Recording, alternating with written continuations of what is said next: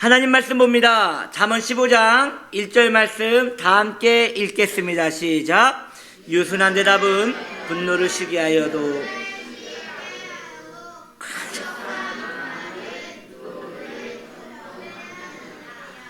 아멘.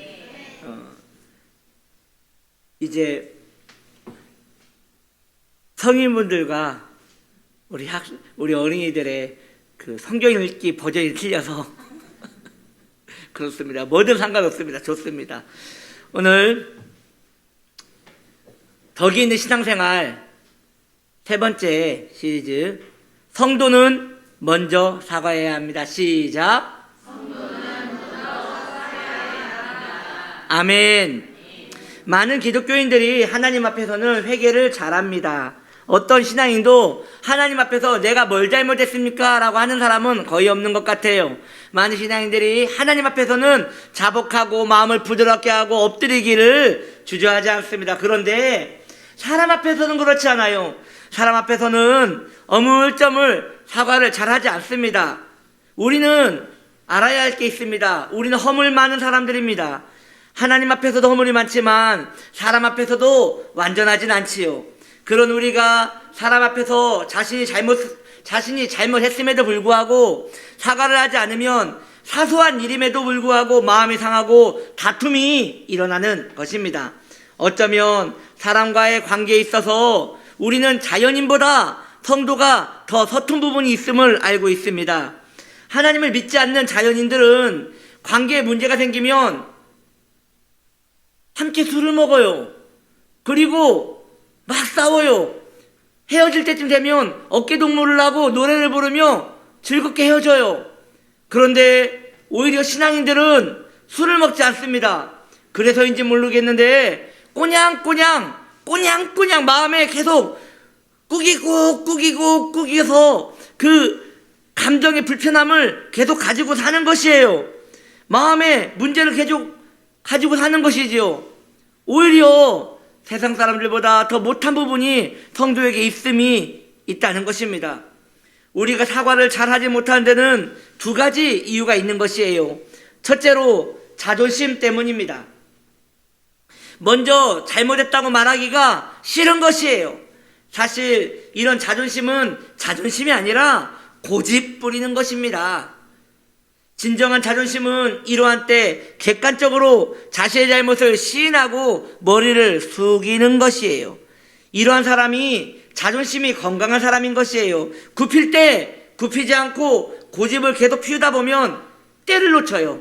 사과할 때를 놓치게 되면 이후에는 정말 사과를 하고 싶어도 할 수 없게 되는 그러한 어려운 관계가 되고 마는 것이에요.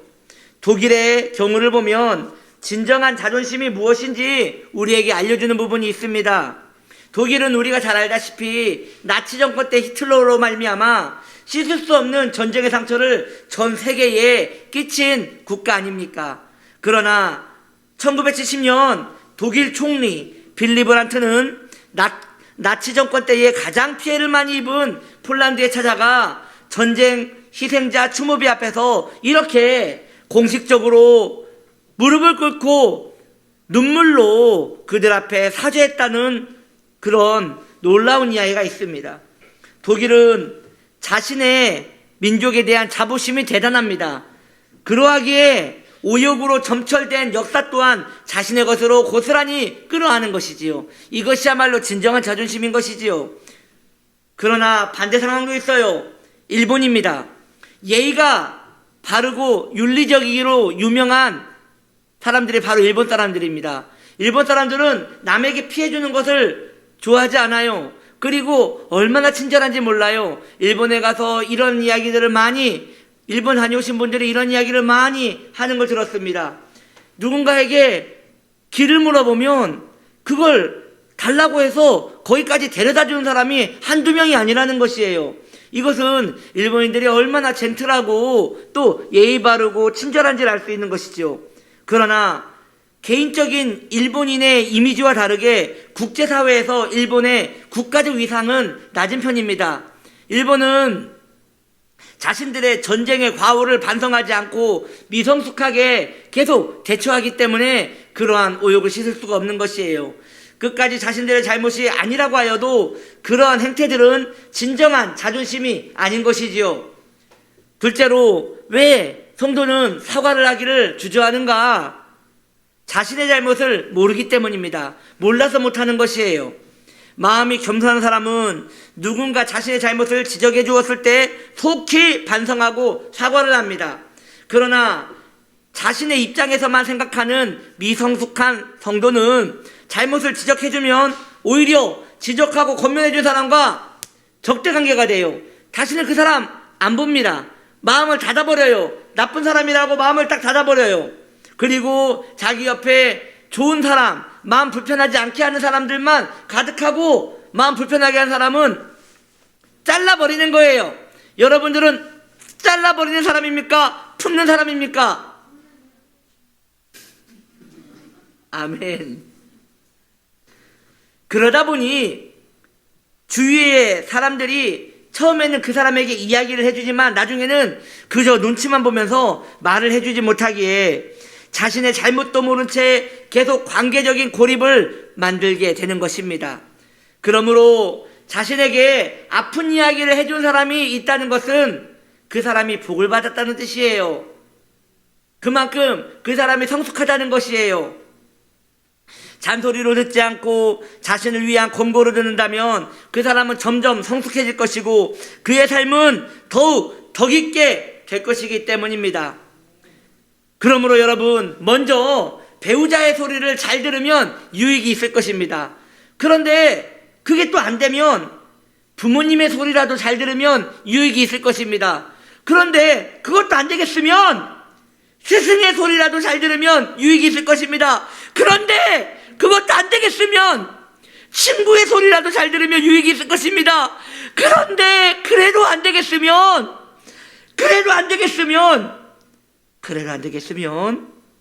마지막으로 목회자의 강단의 소리라도 귀를 기울이면 소망이 있는 것입니다. 이마저도 귀를 막아버리면 노답, 답이 없어요. 그저 고립될 수밖에 없는 거예요. 누구의 소리도 듣기 싫어하는 사람은 누구에게도 덕 있게 살 수 없는 것입니다. 자신의 잘못을 알 수 없기 때문에 계속되는 실수와 허물이 늘어나 악취나는 삶을 살 수밖에 없는 것이죠. 본인만 몰라요. 본인만 악취가 나오는데 본인만 몰라요. 사람은 물론 누구나 실수를 합니다. 더 중요한 것은 실수를 한 후에 어떻게 사느냐가 중요한 것이에요. 그 일에 대하여 진심으로 사과하는 사람은 그 다음 조심하여 살게 됩니다.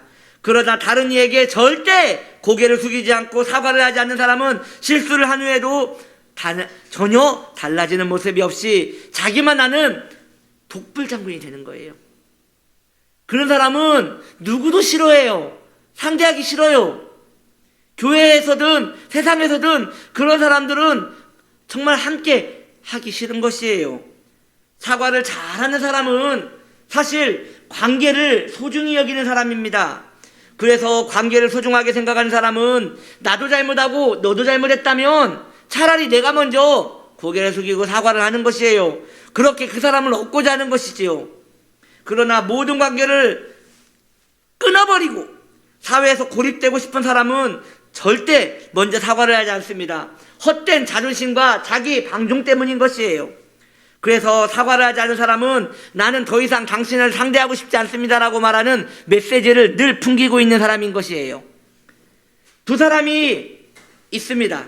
첫 번째 사람은 매우 자신을 향하여 말하기를 나는 매우 신뢰할 만한 사람입니다. 나에게 당신을 의뢰하십시오. 나는 당신의 일을 다 처리해 줄 수 있습니다. 나는 이만큼 되는 사람입니다. 그러니 믿고 나한테 맡기십시오 라고 하는 한 사람이 있고요. 또 한 사람은 나는 매우 부족한 사람입니다. 그래서 당신이 필요합니다.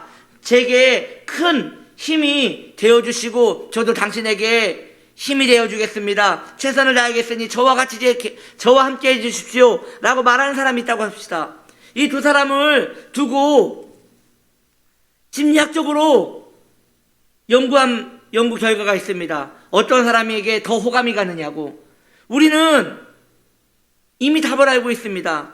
자신을 낮추고 사람을 필요로 하는 사람, 이 사람이 더 호감이 간다는 것을 우린 잘 알고 있습니다. 왜입니까? 사과의 심리가 바로 여기 있는 것이에요. 자신을 낮춘 사람이 오히려 상대에게 신뢰를 주는 것이지요. 잘못해서 사과를 하는 것이 아니라 관계를 얻고 싶기에 사과를 하는 것입니다. 사과하는 사람은 자기 변호에 실패한 사람이 아니라 관계의 열쇠를 가지고 있는 사람입니다. 우린 그래서 이러한 자세를 버려야 돼요. 알았어. 내가 잘못했다고 쳐. 내가 잘못했다고 쳐. 안 쳐요. 이것은 좋은 마음이 아니에요. 잘못했으면 잘못한 것이고, 이런 마음이, 온유한 마음이 있어야지 사람을 얻는 것이지, 그냥 듣기 싫다는 마음으로 내가 잘못했다고 쳐. 이것은 어떤 것도 얻지 못하고 자기 마음에 자존심도 세울 수 없으며 그저 독불장군으로 남게 되는 것입니다. 사과하는 사람은 관계 열쇠를 가진 사람입니다. 변명은 자기 변호에 성공한 것 같으나 계속된 자기 변명은 그 사람 옆에 아무도 남아있지 않게 하는 것이에요. 아니 그게 아니라 좋은 자세가 아닌 것이에요. 변명을 많이 하면 내가 의로운 것 같으나 오히려 신뢰를 잃게 되는 것이에요. 성도는 결국 사람을 얻어야 합니다. 왜냐? 사람이 영혼이기 때문이에요. 덕이 있는 신앙생활을 하기 위해서는 다른 이에게 그리스도의 향기를 드러내야 할 것입니다. 그러기 위해서는 누군가 내 옆에 있어야 그 향기를 드러낼 것 아니겠습니까? 그러므로 사랑하는 성도님들이요, 가르치는 일을 멈추십시오. 변호하고 변명하는 일을 멈추십시오. 차라리 주님 앞에 있는 것 같이 사과하는 일에 마음을 부드럽게 하시기를 축복합니다. 한번 따라합시다. 제가 잘못했습니다. 미안합니다. 앞으로 안 그럴게요. 너무 하기 싫죠? 지금 이렇게 연습하는데도 막 마음에 뭐가 그 뿔딱구가 막 올라오지 않아요? 여러분, 이걸 대패로 밀어야 합니다. 아니 됩니다. 여러분, 대패로 밀어서 성도의 마음은 부드러워야 합니다. 당장은 작아 보일 수 있어요. 그러나 진정한 거인은 그러한 일을 할 수 있는 것이에요. 하나님께 사랑을 더 많이 받은 자가 더 용납할 수 있는 거예요. 교리적으로 성도는 원래 진노의 자녀입니다. 하나님과의 원수의 관계였습니다. 마귀와 짝한 존재였습니다. 그러나 그리스도의 은총으로 용서를 받았으며 의인이 된 것이 바로 성도입니다. 그런 의미에서 성도야말로 사과에 익숙한 사람이 아니겠습니까? 하나님을 모르는 자연인들은 하나님께 용서받는 경험도 없었기에 죄인이라는 의식도 없었습니다.